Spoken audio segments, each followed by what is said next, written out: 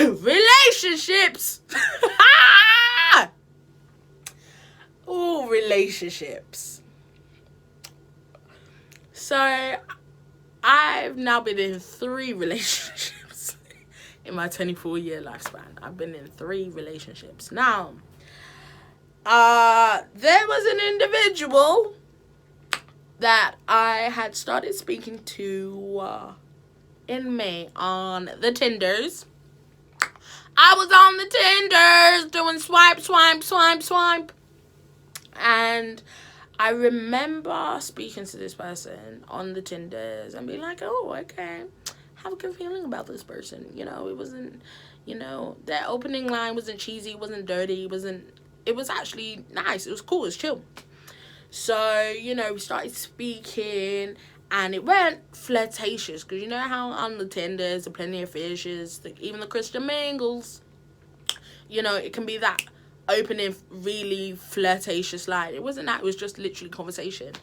And me and this person started talking and communicating and whatnot. And I remember this person was like, oh, do you want to meet up for Monopoly and stuff?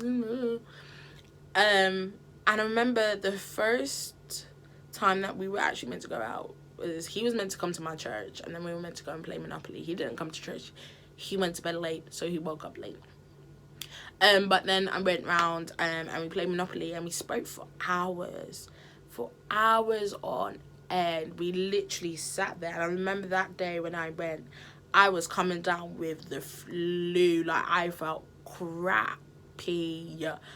Temperatures was rising and I was sitting there sipping 122 lemon and ginger tea, playing Monopoly. But anyway, yeah, and it was good because it wasn't like there was an expectation to be sexual. There wasn't an expectation to do anything like that. It was literally like, I want to get to know you as a person and stuff. And it was all cool. It was all gravy. This person ended up going on a holiday and stuff and whatnot. Now, October. Yeah, October. Okay, let's pause before we get to October.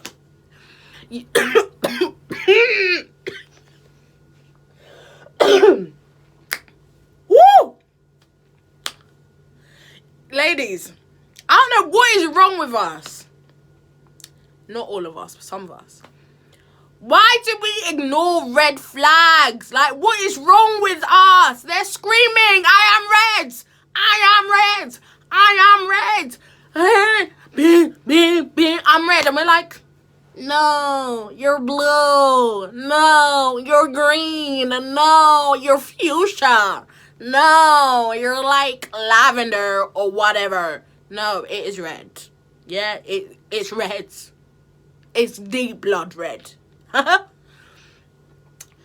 Anyway, so I'll be real. There was red flags, but I ignored. So come October, there was a situation with said person that arose. And it was a mess upon mess. Upon mess. Upon mess. Look at this. Somebody come look at this. Look at this. Somebody come and look at this. Look at this.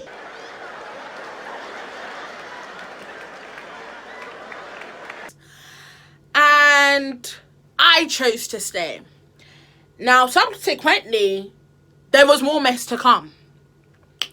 And as much as I can sit here and be like, well, the person did this, that, and the other, and they need to take accountability, I also have to take accountability, because I ignored the red flags that I saw from the jump.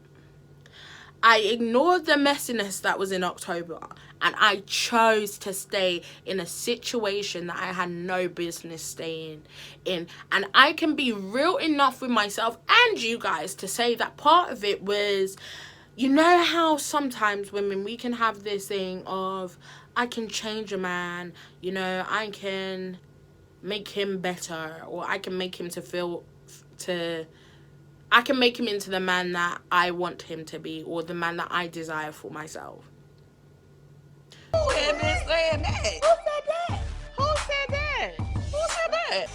can't change no one that doesn't want to change for themselves. You can't want someone to change more than they want to change for themselves. That don't make no sense. You're going to run yourself crazy. And I stayed in something that, in all honesty, I had no business staying in. Partly for the sake of saying I had a man. Partly for the sake of saying, okay, I'm at least checking one thing off my plan for myself. Partly because it was a project. And I wanted a project. Uh-oh. Sue me for being real. And, you know, we did stuff that we had no business doing. In all reality, we did stuff that we had no business doing. But I was content, and part of me was like, Chimango, looking at your family situation, you are fearful of relationships. You are fearful of marriage to the point where you have said to yourself, I no longer want marriage. I no longer want a family. So with that in mind, this is as good as it's going to get for you. So let's stay in this out of fear of not finding someone else. Let us be so real.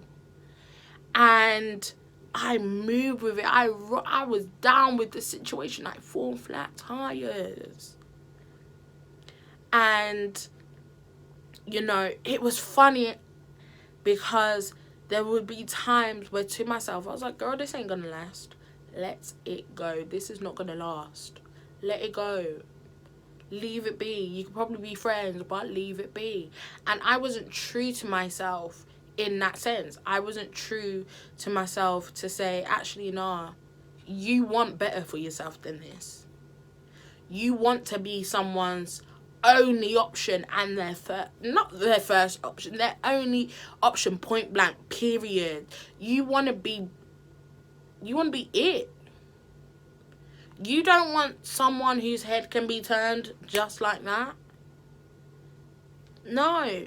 But I stayed in the situation and I told myself I love this person. And in reality, I did have a lot of love for this person and I did love them. Still do have love for this person. But the straw that broke the camel's back was going into the new year. Whereas, funny enough, I spent it with said person. And I was saying to myself, and I said it to one of my best friends, I said, going into the new year, I want to protect my peace above everything else. So any person, any situation that doesn't do that, not about it. And as much as it may hurt to let you go, if you don't protect my peace, I'm willing to count the cost and let you go. I'll deal with the pain, but I'm willing to let you go. Be careful what you pray for. Because sure enough, on the 5th day of the month, what's done in the dark came to light, and it came to light. And that caused the relationship to break down. And I was mad as heck. I was mad as heck. Not only with this person, but with myself. Because I was like, Mango, you could have saved yourself this heartache if you had sat your tail down and let it be from the jump. If you had sat your tail down from October, if you were willing to be blind to the red flags, if by the time October and the mess came out in October happened, you should have sat your tail down and you could have saved yourself from this. But you put yourself in this, in that sense. And as much as I was like, you need to take accountability for what you did, look in the mirror. Chimango, you needed to take accountability for you. You needed to take accountability for what you chose to do, because at the end of the day, as much as you can say to this man, you did not force him to be in a relationship with you. He did not do the same to you. Now, he might have said some sweet nothings and pulled on your heartstrings, but you could have shut down those heartstrings and cut it. Yeah, no. But you chose him to let him play. Didn't. You let him. And you cannot be completely mad at him for what you allowed him to do. Oh my gosh. So that being said, I'm no longer in a relationship. I'm at peace with the breakdown of the relationship because I pray for the protection of my peace. Now, evidently, you weren't about my peace. What am I supposed to do now? Get up and go on with your life. It's all right to sit around, be depressed for a minute, cry about it, do whatever you have to, but don't stay there too long. Get up and go on with your life. So you know what this is what I learned in all these years on this earth. If somebody want to walk out of your life, let them go.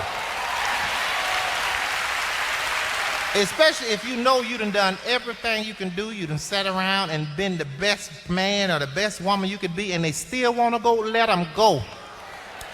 Whatever they're running after, they'll see what they had in a minute, but by then it's going to be too late. Because you'll sit there and you'll go, because half these people you be sitting around crying about it, worry about 2-3 years from now, you ain't going to even remember their last name. How many times you done seen folks somewhere, you be like, what the hell was I thinking? I done been there, I be like, what was wrong with me? What was I going through? I must have been lonely as hell to hook up with you. Let folks go, son. Some people come in your life for a lifetime, some come for a season. You got to know which is which. And you're going to always mess up when you mix them seasonal people up with lifetime expectations. Moving forward, am I still fearful for relationships? Yes. However, I've realized that I was lying to myself in the sense that I told myself that I wasn't searching for love, when the reality of it was I was still searching for love. I was still searching for someone to want me. I was still searching for that person that would love me as much as I loved them. And where I'm at now is I'm tired. I am absolutely tired of it all. Dating, this stuff, I'm out. Hiatus, I'm not about it.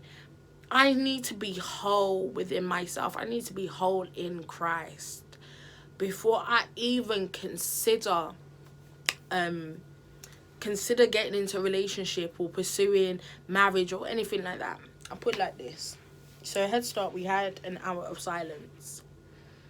And what God said to me was, you desire to be married, you desire to be in a relationship, you have this perception of what you will look like as a wife, what you will do, and that kind of stuff. And you have the same perception of you of what your husband will look like, what he will do, how he will run your household, etc., etc., etc. So how is it that I can trust you to give you your spouse, but you mistreat and you prostitute my bride? And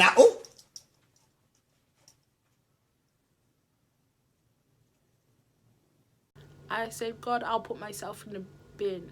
I remember saying that to Leonie, and Leonie was like, no, don't put yourself in the bin, because he rebukes those that he loves. Rebuke. And that harsh rebuke was what I needed. So for me, as much as I love I love seeing people in love and all of that stuff, I can wait my turn. I can wait my turn, because I'd rather wait my turn and get the man that God has for me than put myself back in mess.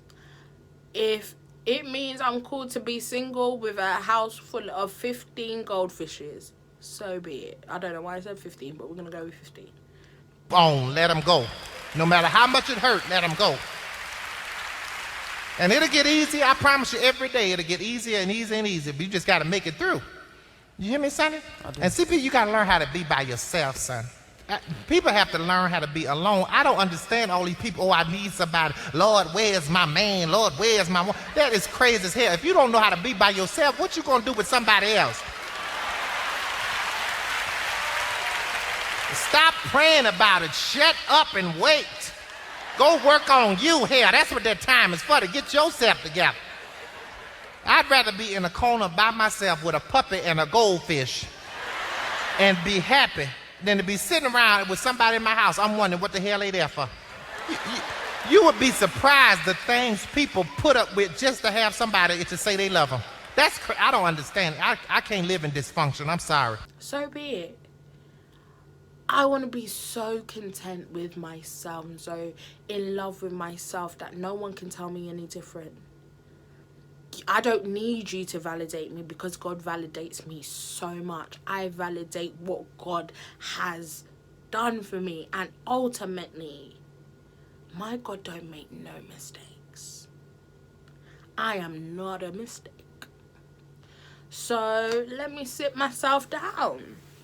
Now, is it hard? Yes, it is hard. It is hard. Especially when you have done certain things. It is hard because then that's now awakened. That's now ready to rumble and roll. You understand? Yeah. It's hard. It is hard. When it comes to this person, it's like my viewpoint is the same as it was with my mom. I have to forgive this person, not for them, for me.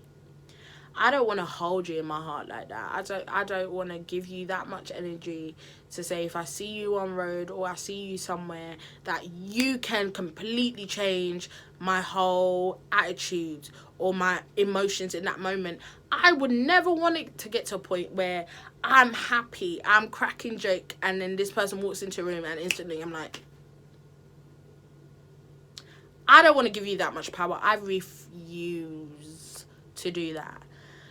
So that's that person, and ultimately that person is a great guy. He is absolutely a great guy. He just wasn't the great guy for me, and that is okay. That is okay. I'm not going to sit here and be like, all men are changed. Have I dealt with all the population of men in the world? No, I haven't. So how am I going to bunch every single man into one category? Goodbye. Throw my whole self in the bin. Not about it. No. Oh, so that's relationships. Career-wise, we'll leave that one for another day because that's a whole topic in and of itself. But moving forward into this new year, new decade, we move differently. We don't do the same things that we did before and expect a different outcome. That's done. That's dead. Scrap the book. This ain't a new chapter in the old book. This is a whole new book. We start afresh, fresh pages. This year, I'm going after the things that I really want to go after. I'm going after the things that God directs me to go after. So this year, I'm not playing about. YouTube will be consistent. Hear me! YouTube will be consistent. You will get videos. I'm not going to sit here and say you're going to get 2 videos a week. No, let's not lie to you or myself, okay? You'll get videos. That's all you need to know.